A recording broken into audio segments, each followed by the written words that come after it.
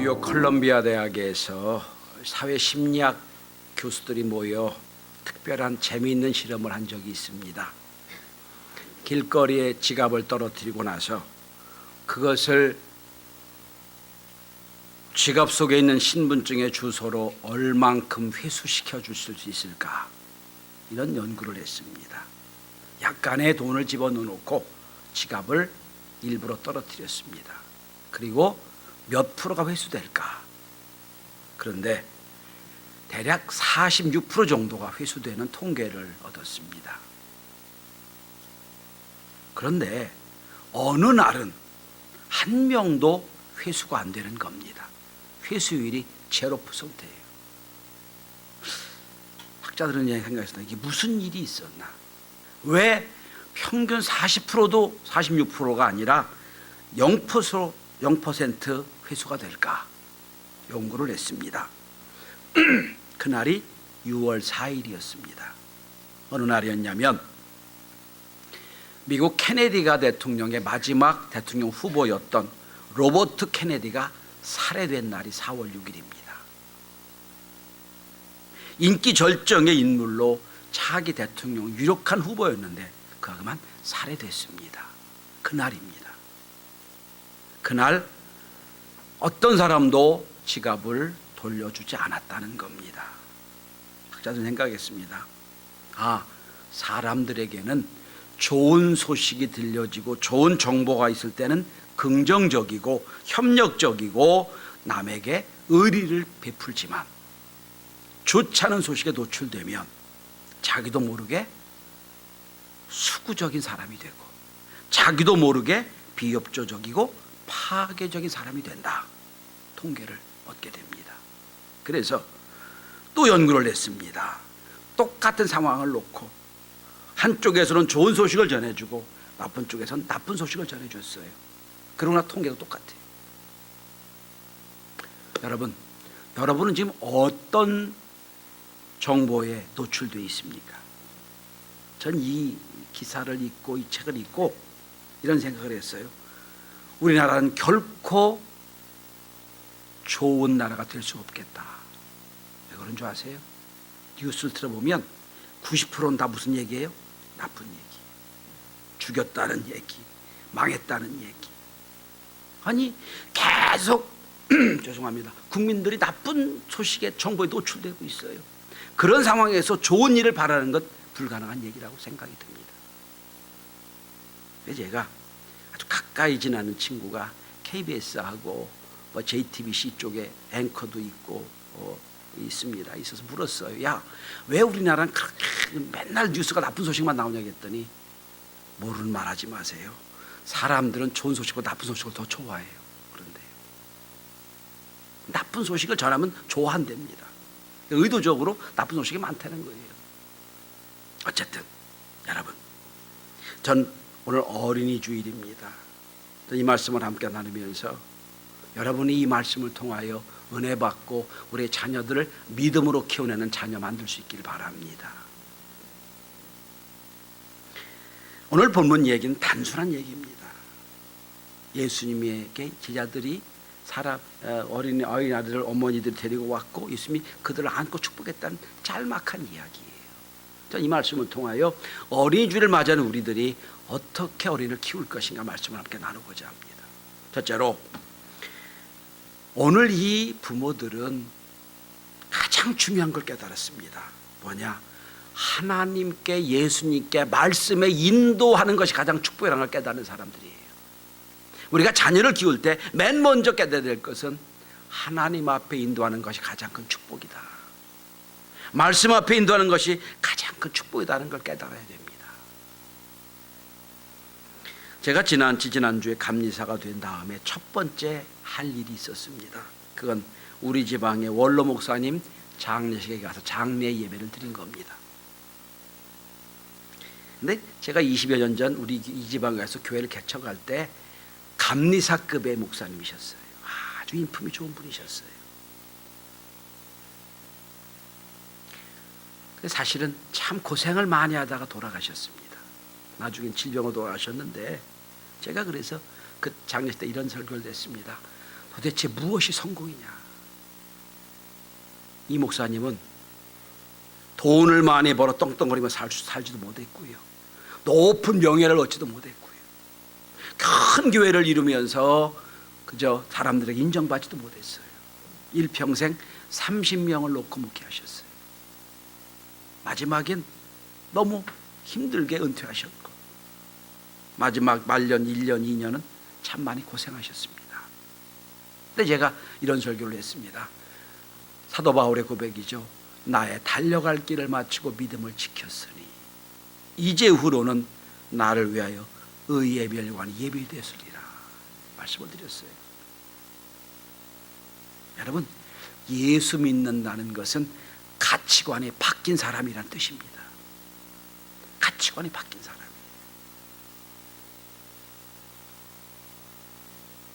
어떤 가치보다 영원한 가치, 생명의 가치, 예수 믿는 가치가 높다고 크다는 걸 깨닫는 사람들이에요. 이 가치관이 바뀐 사람. 하도바는 무슨 고백을 합니까? 하도바의 명예가 있었어요, 돈도 있었어요, 지위도 있었어요. 다 내려놓잖아요. 내려놓고 하나님만 쫓아요. 왜 그렇죠? 모든 걸 분토처럼 여긴다고 그랬어요. 왜 그렇죠? 가장 귀한 가치를 깨달았기 때문이에요. 여러분, 오늘 본문을 한번 보십시오. 그때나 지금이나 부모의 가장 큰 과제가 뭐죠? 자녀 교육이잖아요. 가장 큰 교육, 가장 큰 과제. 어떻게 하면 자녀를 잘 키울까? 자녀를 출세시킬까? 자녀를 복대할까? 이게 부모의 가장 큰 사명이고 과제입니다. 어떻게 보면 내 자녀를 잘 키우냐 못 키우냐에 따라서 내 인생의 가치가 결정되기도 합니다. 그런데 여러분, 만약에 오늘 이 부모들이 돈 버는 게 가장 귀한 가치가 알았다면 재벌집 앞에 가서 돈 버는 법 가르쳐 달라고 했을 거예요. 부잣집 가서 어떻게 하면 부자 됩니까? 라고 가르쳐 달라고 했을 거예요. 그런데 이 부모들은요, 자기 자녀를 데리고 어디로 데리고 옵니까? 예수께 데리고 와요. 데리고 옵니다. 데리고 온 목적이 뭡니까? 13절 보세요. 사람들이 예수께서 만져주심을 바라고 돼 있죠. 그러니까 이미 이 어른들은 예수님 말씀을 듣고 보고 예수님이 하신 일을 보고, 아, 이분이 메시아, 이분이 그리스도다, 이분이 참 진리다 깨달은 사람들이에요. 어떻게 합니까? 자기 자녀를 다 저 앞에 인도하는 거예요. 그리고 그 예수님 앞에 인도하는 부모의 모습을 볼 수 있어요. 여기 사람들이란 단어가 아우토이스란 헬라어 원문인데, 이거는 모든 어른을 얘기합니다. 꼭 부모가 아니어도. 자녀를 데리고 온 목적이 뭡니까? 13절에 만져주심을 바랬다. 영적 접촉을 바랬다는 거예요. 그러니까 이 부모들은 무엇보다도 말씀을 듣는 것이 가장 큰 축복을 깨달았다는 거예요. 그리고 어떻게든지 말씀 들을 기회를 줬다는 거예요. 데리고 왔다는 거예요. 실제적으로 경험한 이야기입니다. 어느 교회 중직자 장로님의 아들이었어요. 공부를 꽤 잘했습니다. 중학교까지 전교 톱을 했던 아이예요. 근데 이제 고2쯤 돼가지고 걱정이 되는 거예요. 내가 장로인데 우리 아들이 대학도 떨어지면 안 되겠지. 그래서 아빠 얘기합니다. 야, 아들아, 너 1년 동안 학원 열심히 다니고 대학에 들어가서 합격 증서를 가지고 교회 다시 나오자. 그 영광 돌릴 거 아니냐. 맞지요? 그래서 그쵸, 주말반 다니고 학원 다니고 공부를 했어요. 근데 1년 하는 공부했는데 떨어졌어요. 2년을 또 1년 재수해서 2년 만에 대학을 갔어요. 이제 합격증을 받았습니다. 그리고 아들에게 말, 아들아, 이제 교회 오자. 아들이 이렇게 말하더랍니다. 아버지, 오지 말라며요. 아버지, 만약에 내가 인생 실패하고 어려우면 창피해서 교회 못 다니겠네요. 지금도 그 친구는 교회 안 나옵니다. 땅을 치고 후회합니다. 여러분, 가장 큰 귀한 가치가 인생의 성공과 인생의 실패가 아니에요. 그의 영혼이 사느냐 죽느냐의 싸움이에요. 그렇다면 오늘 이 어른들은요, 저 앞에 데리고 온 거예요. 근데 여러분, 생각해 보십시오. 지혜나 지금이나 아이들은요, 재밌는 걸 좋아하지 따분한 걸 안 좋아해요. 이런 말씀이 재밌습니까? 말씀 듣는 게 어려워요. 여러분 성경에 한번 읽어보세요. 예수님이 애들을 위해 사탕 만들었다는 얘기가 나와요, 안 나와요? 사탕도 안 만들어주세요. 아무것도 없어요. 그냥 말씀만 듣는 거야. 어른들은 깨닫기라도 하지, 애들은 무슨 깨닫지 못하잖아요. 근데 아이들이 예수님 앞에 오고 싶었겠어요? 안 오겠지요. 그래도 억지로라도 끌고 와 예수님 하찮다는 거예요. 데리고 왔다는 거예요. 이게 중요한 거예요.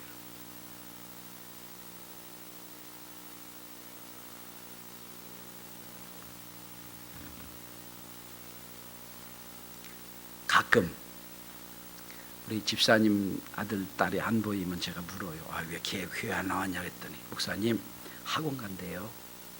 그리고 때가 제가 물었어요. 왜 안 나왔어요? 목사님 교회 나오기 싫대요. 제가 그럼 괄호치고 묻고 싶은 말이 하나 있어요. 묻지는 않았지만 학교 재미없다고 안 간다고 안 보내나요? 억지로 보낼 거예요. 그죠? 어느 부모는 그런 분이 있어요. 학원 안 가는 건 요새 학원에 여러분 안 오면 딱 전화가 옵니다. 문자가 떠요. 학원은 체크하면서 교회 나오는 건 체크 않는 거. 그렇잖아요. 여러분 진짜 축복은 우리 자녀들이 말씀으로 양육되는 것임을 믿으시길 바랍니다. 이게 살 길이에요. 그래서 어떻게 합니까? 자녀들을 데리고 옵니다. 데리고 왔을 때 예수님 어떻게 하시죠? 앉아주길 바라고 데리고 온 자녀들을 어떻게 하십니까? 여러분 16절 보세요. 그 어린아이들을 안고 그들 위에 안수하시고 축복하시니라. 그들 안아주셨어요. 환한 대로. 그 다음 안수도 해주시고 축복해 주셨어요. 여러분 우리가 믿음에 결단할 게 하나 있어요. 여러분 좋은 대학, 좋은 직장, 많은 연봉도 좋아요. 그랬으면 좋겠어요. 그런데 더 중요한 게 있다면 그거보다도 말씀대로 사는 게 축복된 인생은 확실한 믿음을 갖추시길 바랍니다. 가장 큰 축복이에요.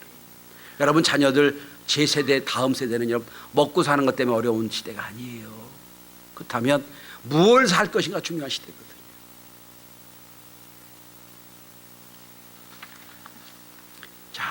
오늘 이 부모들은 자기 자녀를 억지로라도 예수께 데리고 왔어요. 왜? 가치를 깨달은 사람들이니까. 전 우리 성도들이 학교는 안 가고 학교는 안 가더라도 너 가장 중요한 신앙으로 살아야 된다, 이렇게 주장하는 부모가 다 될 수 있길 바랍니다. 두 번째입니다. 자, 그런데 제자들이 막아서요. 아니 부모는 깨닫고 가치관에 바뀌어가지고 어떻게든지 여러분 예수 앞에 자녀들 데리고 와서 복을 받기를 원하는데 제자들이 막아서요. 왜 그렇죠? 시끄러우니까, 복잡하니까.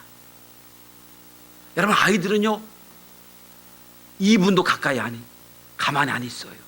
정신이 없어요. 저도 영유아부 설교하라고 못해요. 할 수가 없어요. 전 제일 어려운 게 그 설교예요. 제가 일평생 경험한 어린 설교 중에 제일 어려운 설교가 무슨 설교인 줄 아세요? 예비군들한테 설교할 때 제일 어렵습니다. 아무 생각 없어요. 두 번째 어려운 게 영유아부 설교예요. 뭐 도대체 대화 안 통해. 1분도 가만히 안 있어. 정신이 없어요. 근데 여러분 보세요. 제자들이 이해가 되죠.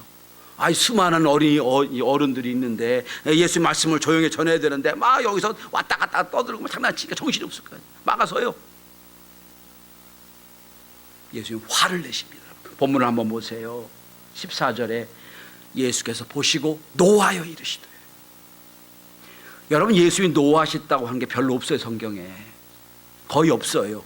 유일하게 노하신 장면이 언제인 줄 아세요? 여러분 제 성전에 오니까 성전이 막 장사꾼의 소굴이 돼버렸어요. 뭐 짐승 팔고 막 환전해주고 정신없고 시끄러우니까 예수님이 막 화를 내셨죠. 뒤집어 엎어버렸죠. 유일하게 화내신 장면이 거의 화낸 장면이 없어요. 특별히 제자들을 대하여 화내신 건 한 번도 없습니다. 심지어 베드로가 3번이나 부인할 때도 화내지 않으셨어요. 그런 분이에요. 그런데 제자들 향한 화를 내십니다. 노하여 이르시되. 두 번째 우리는 우리 어린아이의 가치를 인정해 줘야 됩니다. 가치를 깨달아 줘야 돼요. 제자들은 지금 어른들 눈으로 복잡하고 시끄럽고 어지러우니까 막아선 거예요. 단순한 것. 예수님은 그게 아니라는 거예요. 시끄럽고 복잡하고 정신이 없을지라도 와서 말씀 드려야 된다는 거예요. 그리고 화를 내십니다.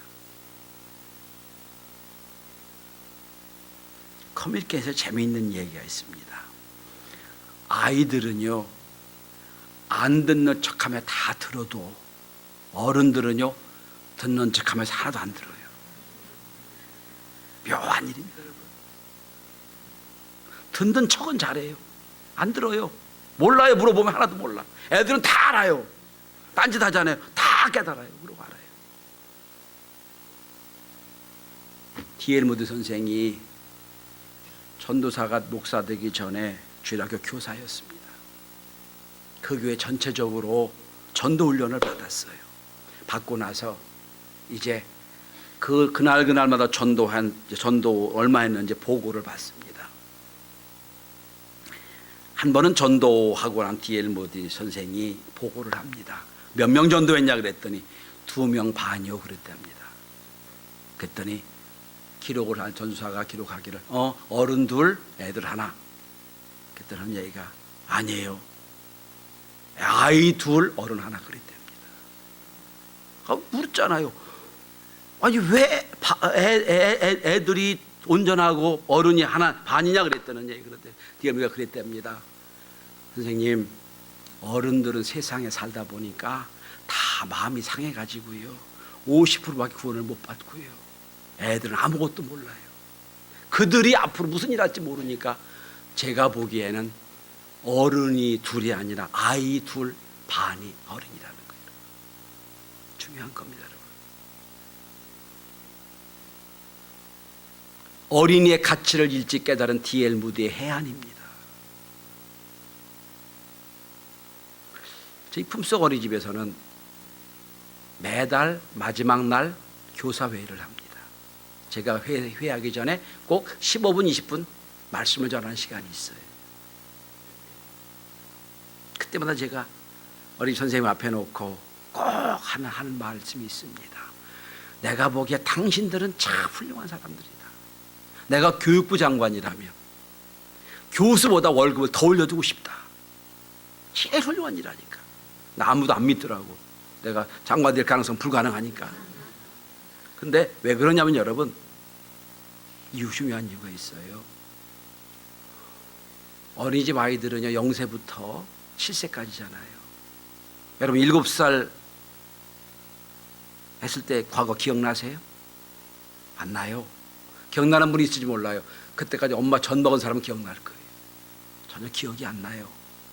근데 과학이 발달할수록 무의식 속의 교육이 참 중요한 교육이라고 발견하는 거예요.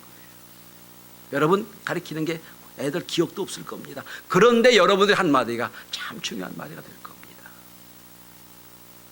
과학은 이런 발견을 합니다. 태교에서 하는 지적인 발전이 인생의 70%를 차지한답니다. 그러니까 점점 무의식이 발전되는 걸 강조하는 시대예요.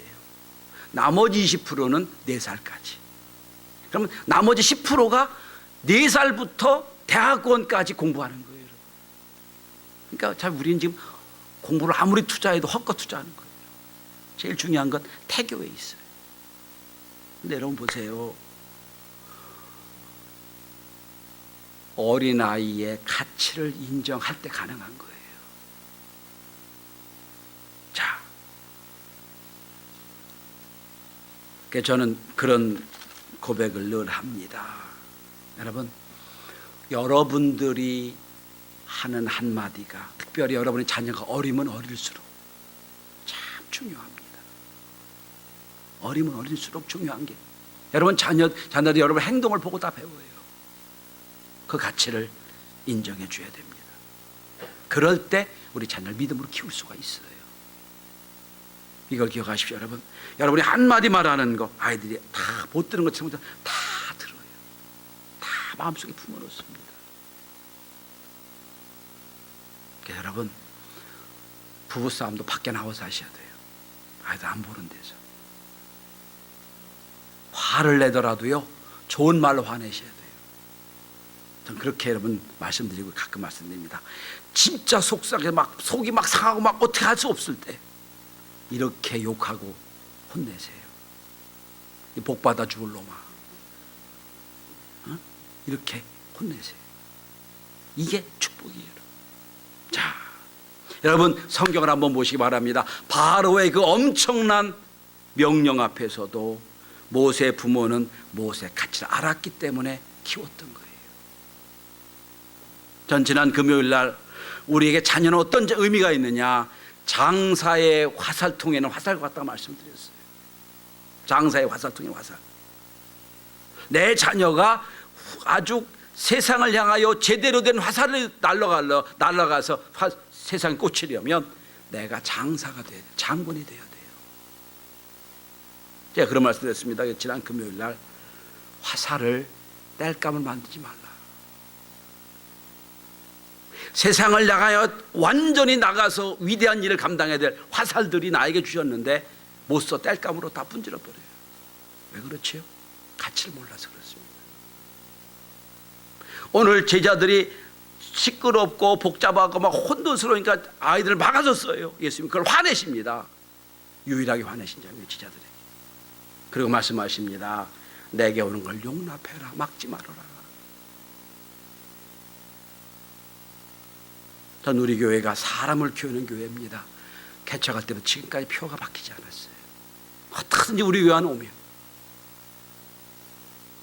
어린이 영세부터 시작해서 여러분까지 하나님의 사람을 키워내는 것. 하나님께서 세상에 쓰실 때 여러분들 하나하나가 강력한 화살이 되어 세상을 향해 날아갈 수 있는 교회, 그런 교회 만들어갈 수 있기를 바랍니다. 마지막 세 번째입니다. 자, 예수님은 이 가치를 알지 못해서 막아선 제자들에게 엄청난 말씀을 하세요. 천국이 이런 자의 것이니라. 천국의 주인으로 세우신 예수의 모습을 볼 수 있어요. 천국의 주인으로.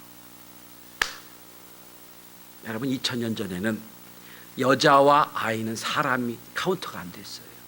심지어 어떻게 하냐면 여러분 오병이어 기적을 일으킬 때도 5,000명이라고 그랬죠. 근데 누구 제외죠?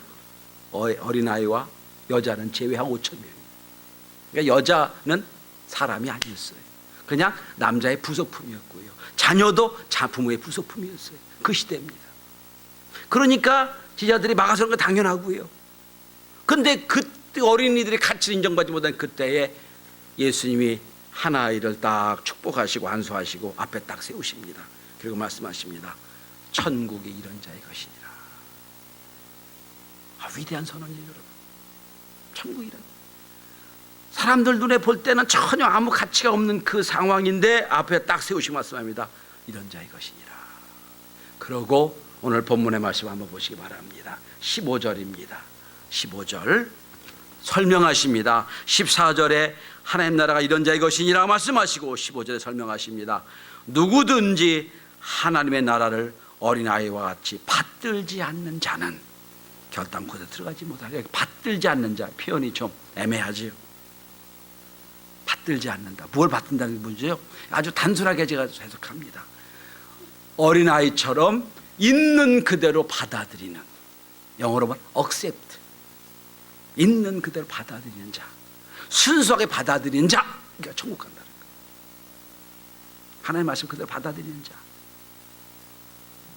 여러분 어른들은요 말씀 그대로를 못 받아들여요. 그 속에 자꾸 말을 끄집어내려고 들어요. 왜 저런 말을 할까 자꾸 우리 그렇게 생각하니까 자꾸 그 속에 말씀을 제대로 악명 그대로 안 들어요. 그런데 예수 말씀합니다. 아이들은 그렇지 않아요, 여러분. 그대로 받아들입니다. 그대로. 천국 이런 자의 것이라는 거예요.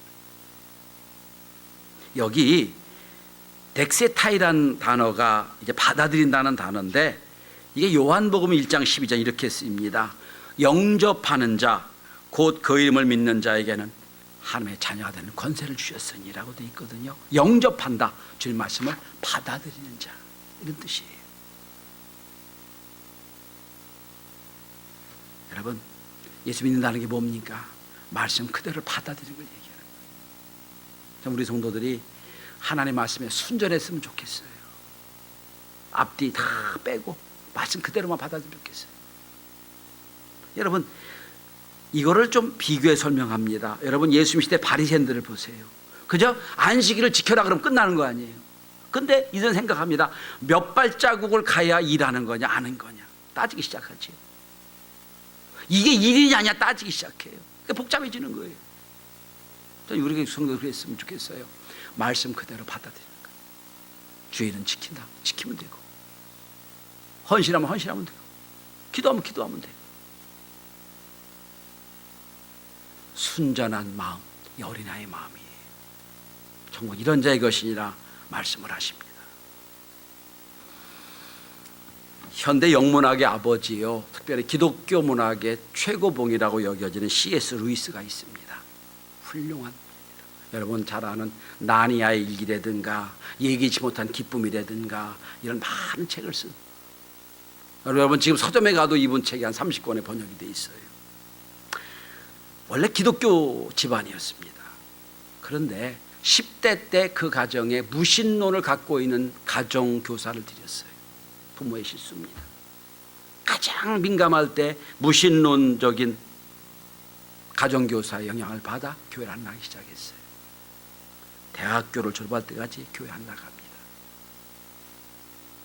옥스퍼드 대학을 졸업하고 전체 수석을 차지하고 워낙 문장이 좋고 화려했기 때문에 그는 옥스퍼드와 캠브리지 대학의 교수가 됩니다.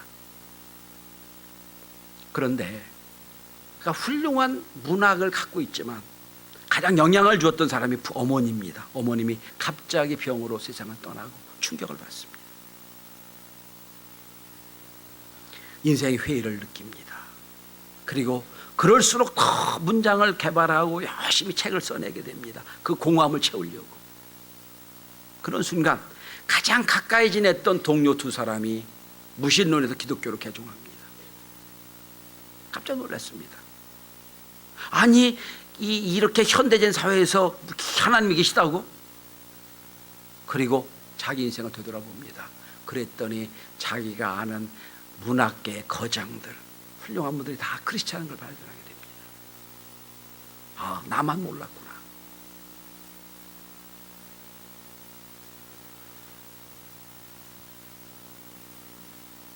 (1920년) 그는 철저하게 무신론적인 삶의 가치관을 버리고 하나님 만나는 사건이 있습니다.